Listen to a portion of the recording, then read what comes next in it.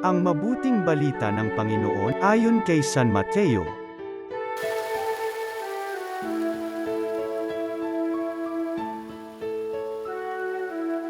Noong panahong iyon, sinabi ni Jesus sa mga tao, ang paghahari ng Diyos ay katulad ng kayamanang nakabaon sa isang bukid.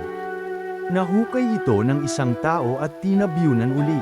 Sa laki ng tuwa, siya'y humayo at ipinagbili ang lahat ng ari-arian niya at binili ang bukid na iyon. Gayon din naman, ang paghahari ng Diyos ay katulad nito. May isang mangangalakal na naghahanap ng mamahaling perlas. Nang makakita ng isang perlas na napakahalaga, siya'y humayo at ipinagbili ang lahat ng kanyang ari-arian at binili iyon. Ang mabuting balita ng Panginoon.